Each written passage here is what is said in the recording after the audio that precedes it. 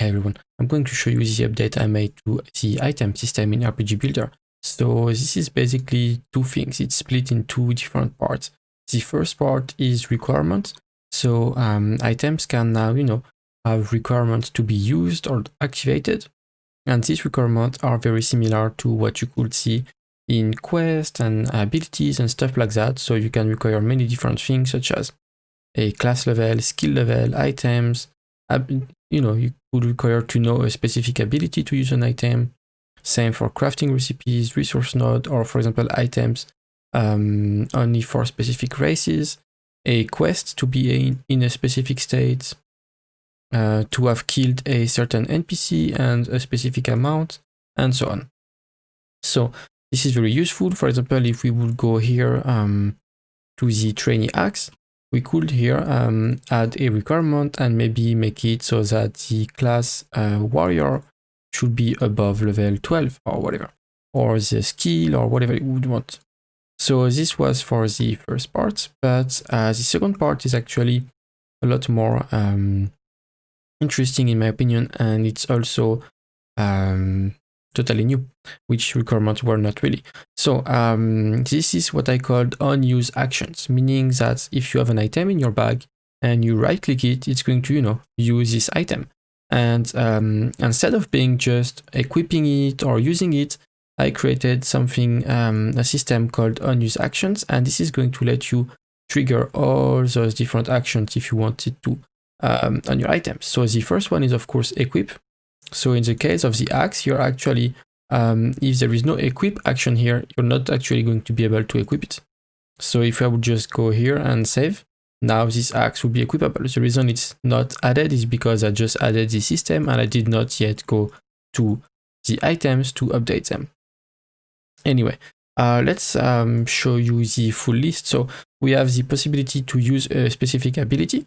So in this case, you could click on your items and it's going to trigger an ability. This could be any ability you want. It could be a projectile, it could be an AoE around you, it could be an ability on yourself, it could be anything. Use effect. So this is going to skip the ability part and trigger the effect directly. In the case of the healing potion here, which I'm going to show you in a bit, it's a use effect. And here you just have a healing effect attached to it directly. Something also I have to say is that everything except the equip one lets you choose if you want to consume the item or not. So these things can be, consumables. So then we have the learn ability. Here, any ability attached to it is going to be learned when you use this item. Same for recipes, so crafting recipes, resource nodes, and bonuses.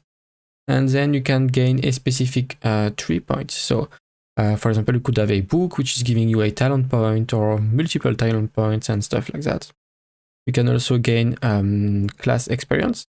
You can also gain skill experience, and you can also gain levels directly. So if I would save this with 5, for example, this will give me 5 levels in my current class. Same for skills, and it can also present to you a quest and make you able to, accept it or refuse it. So I'm now going to go in game and show you a few of them that I created. So if we go here, I made this one, and I think and this one. So this one is experience. So if you look at here, well, I'm now level 6 because this item here is giving us 100 experience. So this took us to the level 6 apparently.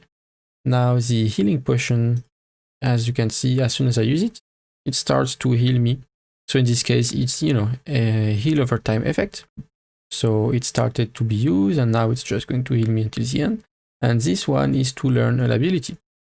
So if I open now my talent tree, you see the fireball here. I can't drag and drop it because I do not know it. I could unlock it myself, but I'm going to do that with using this item. So I right click the item, it disappeared because it is set to be consumed. And now I have learned my fireball and I can now use it. So pretty cool. This is really letting you do many things with your items. This is also adding another layer on top of your game design. So You can have some shrines in the world that give you specific items. You can have all kind of things. You could, for example, have a boss which is dropping a specific spell book, and only this spell book can let you learn this specific ability.